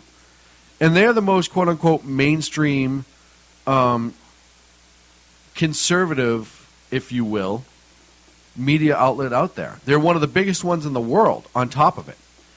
And they're still focused more on the destruction that's going on in Gaza. Here's a little hint, folks. And amazingly, I want to bring up 2 points. I use that Red Alert app that I've had on the air for the last few weeks. Has been going off nonstop until the last 3 days. The last 3 days, because Israel went in and had to eradicate the tunnels, the rocket launching sites, take out some munition bases, etc., etc. The Red Alert app it still goes off probably 10, 12, 13 times a day, maybe even more. I'm not counting precisely. But it's not going off that 100 times a day as it was before. And every time that goes off, I think it's over 1,600 rockets have been fired since this last skirmish between Israel and Hamas / Gaza / PLO / Palestine / Iran. Every single one of those alerts is a rocket that's being fired towards the Israeli people. There's a great video out there on YouTube right now from Dennis Prager, conservative talk show, but it's Prager University, that talks in about 5 minutes about the difference between, or essentially sums up what the problem is between Israel and Gaza. And essentially it comes, the long and short of it is Israel will live peacefully with Gazans and the Palestinians if they stop trying to attack them and stop trying to take their land. Hamas, Gaza, and the Palestinians will never live peacefully with Israel because they want them dead and off the face of the planet. So until one of those is removed, you will never have peace in that region. Unless the Palestinian leaders get rid of Hamas, cut ties with that Iranian influence, and seek common ground with their neighbors and respect their neighbors' right to exist. And respect their neighbors' right to be alive and be a country and not be bothered. And until they do that, they are the ones that are causing this. The money that they give Hamas causes this. The money they give to Hezbollah causes this. They allow them to use children, schools, hospitals as shields, and they are complicit in it. And they're going to have the audacity to blame Israel for defending itself. We talked about it last week, yes, folks. If your neighbor starts throwing rocks at you from the other side of the fence, and then the rocks turn into bullets, and then all of a sudden he's shooting at you, right? How long are you going to take it? And I know a lot of people think, oh, Israel, they have that Iron Dome that pretty much stops everything anyhow, so what's the big deal? Oh, Israel, they're a much bigger nation. They shouldn't bully little old Palestine, who by the way, is bullying them. Oh, Israel, they just, they can just give a little bit and live in peace. It doesn't work that way. We use the example with Mexico and Texas and New Mexico and Arizona. Like, if they just started pushing the border and we just want to take this back because we think it's ours. Oh, and by the way, there's never been a Palestinian state until 40-something years ago, 50-something years ago. That area where Israel is, give or take a couple hundred miles in different ways, has always been occupied by the Jewish people in one form or another, going back literally thousands of years to the Israelites. That's weird. It's almost like it's in their name. Oh, that's right, it is. When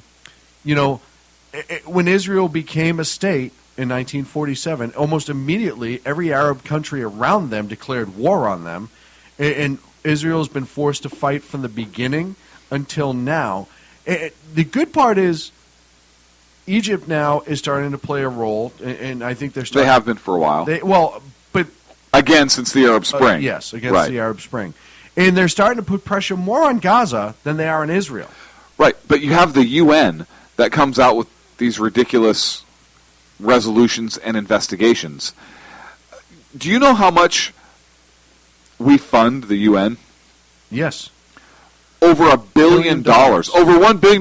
Now, that's not counting what the FDA gives to the UN that's version our general of fund to the UN's right. general It doesn't fund. count what Health and Human Services gives to the World Health Organization. With all of those other federal agencies, 78% of their funding comes from the United States. 22% in the general fund. But when those other contributions come in from all of those federal organizations, it's in excess of $7.5 billion. Why are we funding this? I don't know. Why are we a member of this? And why did we, as soon as countries like Palestine gained membership, we should have gotten out. Right. And cut off all funding. Yes. And it happened with Russia when Russia was allowed back in the 60s, I think. Red China being allowed in. They allow because instead of saying to them, no, you know what, your way of life is not the way of life that allows freedom and liberty to your people to make their choices. You're an oppressive government with oppressive people, and you're an immediate threat to your allies. You will not be able to join the United Nations and reap the benefits because the United Nations was never supposed to be a military action. But what benefits? That's why we had NATO. It was supposed to be for communication, increased trade, and essentially it was designed for communication between countries. That's what it was designed to do. I know it started as the League of Nations, but it was never designed... Which failed. But it was never designed to be a world's police, a world's court. It was never designed to be a world military. World government. World government. None of that was what it was supposed to be. It was supposed to be a communication vessel. I think that's how it was sold. But in their original, if you read their original charter and documents, right, that's what it was supposed to be. That's how it was sold. Okay, but even still, right. Look, we allowed it to get to where it is now. So Congress has the power of the purse. Why doesn't Congress just cut the funding? No stones. So if the U.S. cuts the funding, would they kick our ambassador out? Oh, that'd be so awesome. Could they kick our ambassador out? Sure they can. If we stop paying the tab, it's like, all right, put it this way. I used to be part of then we kick him out of New York. I used to be part of a club called the Irish American Club, right? It had to do with heritage and all this other stuff. But if I didn't pay my membership, guess what I couldn't do? Go in. My card would get shut off. I wasn't allowed at the table. Well, that's weird because if we pay 22% of the general fund budget total, and how many countries are there? I'm pretty sure there's more than 5. 6, maybe. So we're paying most of it. So why do the other countries get to be part of the club? Oh, well, because of socialism. They don't make as much, so they can't pay as much, Oh, perfect. Yeah, we're not paying. I got to catch up on a couple great quotes out of the chat room. You talking about Al Jazeera. Jason Miller said, Al Jazeera, quality Arab television and death to America. That's their new tagline. Ag just threw a really good comment, as we should have said, quote, if y'all going to bring these fake countries in, we out. You can get the F out of New York, but pay your damn parking tickets before you go, you parasites.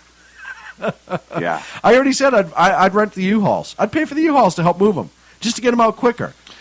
So who owns the United Nations? If embassies are like foreign land on U.S. soil, what is the United Nations? International land on U.S. soil. So what happens if we sent Marines in there? Well, the Marines would kick their ass. Yeah. You'd see a bunch of blue helmets running away. Right. No. I think we send Marines in with blue helmets, and then when they're in there, they switch their helmets. What's funny is I've always said, when we kick the United Nations out, and you know what, folks? I'm convinced that if we can turn this whole mess of a country around and we can get things back on track, at some point, I think that you would see, if Americans wake up and pay attention, you could see us oust the UN. Now, it may not be in our lifetime, but I think somewhere down the line, because they're nothing but a money loss for us. And they don't do anything to help us. They never support us or our allies. It's always weird how it's the countries that's the quote-unquote victims that get their way. When you give Russia a veto in the Security Council and China a veto in the Security Council, something tells you how wrong it is. But I've always thought about what I would love to replace the United Nations. If you've ever been there, it's a beautiful part of New York. It's right on the water. Gorgeous, gorgeous property. We would have to think of something cool to replace that with. Me personally, I think a memorial to every American soldier that died up in New York. I know we have the ones in Washington. They're beautiful, but maybe some sort of that. Or a military base. Like just a kick-ass military base. Like a multi-use, have ships, have all that stuff, to show the American strength right where the United Nations used to live. I think that would be badass. Like an air base? Yeah, dude. So, okay, how's about this?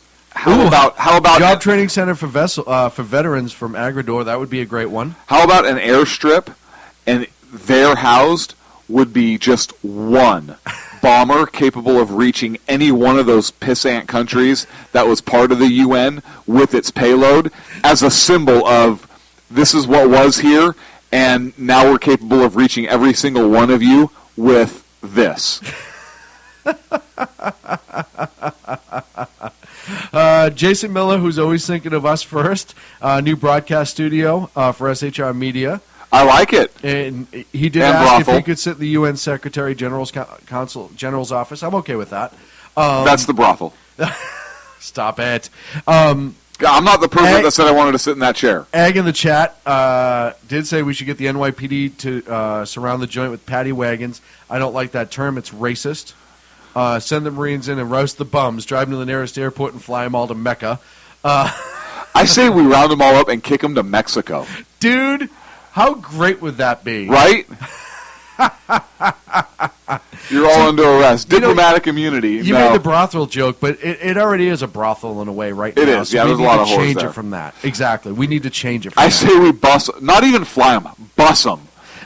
Like in an old, go to the junkyard and get the 68 Greyhound bus out. Oh, at 4104, GMC 4104 with the Detroit V671 engine and a 4-speed Spicer. Don't ask me how I know that, but I do. Yeah, you nailed that. And then you bus them all the way to Mexico. Right, you give one criminal alien $100 and say, drive this bus back home. Yeah. And don't stop until you get there, and then just leave it. Dude, so the UN has done nothing, and nor will they do anything to help Israel. This report just made me sick. With all of the crimes going on that Hamas is committing, horrible, and for them to come out and try and hit Israel with this, while the Secretary General is flying on Hamas-funded aircraft from Qatar, it makes me sick. It's disgusting. And listen, you know our thoughts on the United Nations. The fact that Kerry's there right now. By the way, the Tel Aviv airport, breaking news while we're on the air, finally reopened. So that's good news. So hopefully that, and the other thing a lot of people aren't taking into account is it is tourist season in Israel right now. Mm-hmm. And this is destroying part of their economy. And I almost wonder if the timing of this by Hamas of course. Wasn't part of that. But with the United Nations being the United Nations and how useless and accusatory of Israel that they are, the fact that our nation isn't standing up more, and the allies... Well, we voted Israel, no for the investigation. We did, but our government... What more do you want? Our government needs to come out and not say, oh yeah, they have the rights to defend themselves. Go further. Don't second-guess them in your comments. Don't give credit to Hamas and Palestine because they haven't done anything but create this situation, which the president has. Don't talk about peace and talk about Israel not negotiating. Israel said time and again they would negotiate. They've been involved in negotiations. They've started negotiations.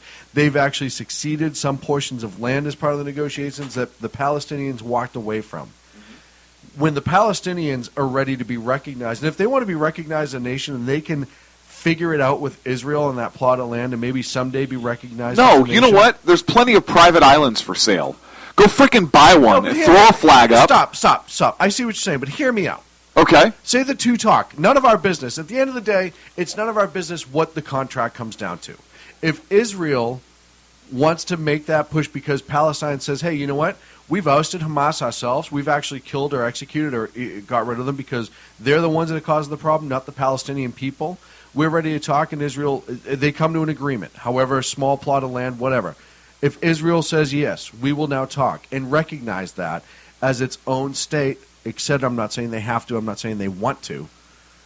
But if they came to that deal in order to preserve peace because they are a peaceful nation, I would recognize that, and that would be great for the people of I Israel. recognize it. I would disagree with it. I would disagree Look, with the it, too. whole world is pushing for a two-state solution. Right. And I think it's a horrible idea. I think it's a terrible Everybody idea. seems that that's kind of like the foregone conclusion now, right? Well, there has to be a two-state solution. That's a bunch of crap. I agree, but what I'm saying is Israel has made a lot of steps They have. to move towards peace, and Palestine has made zero. Exactly, which is the problem. why another reason why I think Israel should tell them to take their two-state solution and shove it up their ass.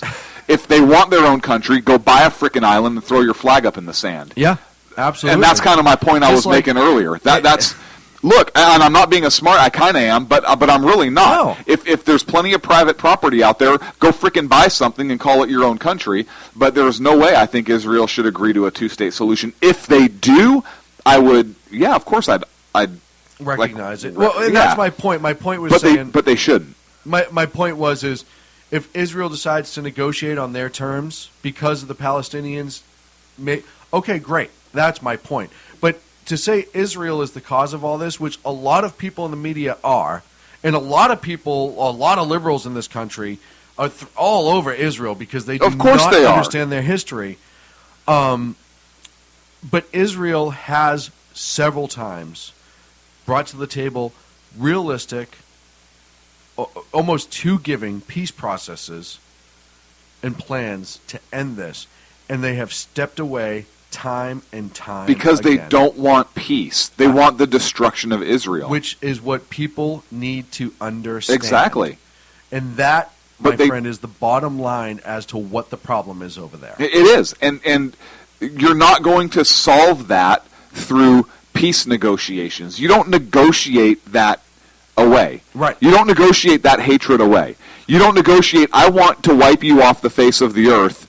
Well, okay, well, how do we negotiate? How do we meet you halfway? Palestinians, even the civilians, and we know the government's lying, but even the civilians that's not us. That's Hamas that's doing this. The government says the same thing. Oh, those are Hamas militants. Hamas is the government over there. But what I'm pointing out the BS in their statements. Right. So, and I'm pointing out the ridiculousness of it through arguing with you, even though you're arguing on my side and arguing ridiculousness. Sometimes we have to argue to prove a point. Right. That we both agree on. Right. But, and again, our friends in Israel, we stand with you. We pray for you. And, we will continue to stand for you even when our government won't.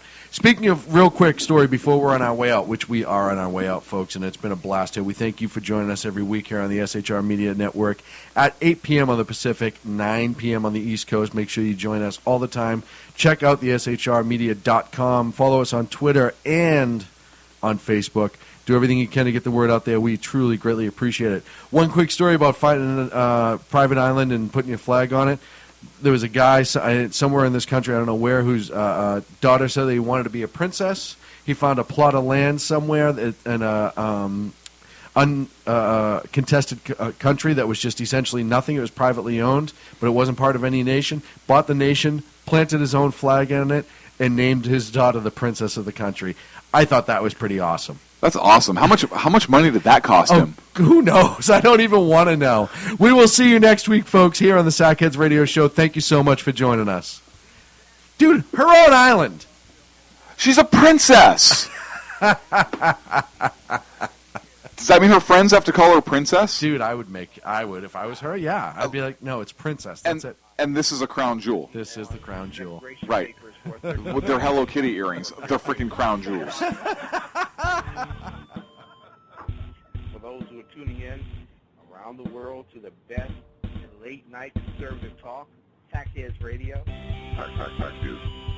Sack News. Radio. Sack News. Sack News. Radio.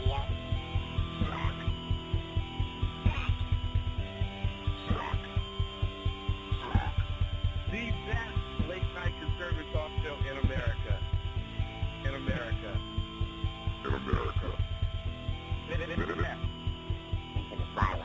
And in this web was a large, I'm pretty sure it was the biggest spider I've ever seen.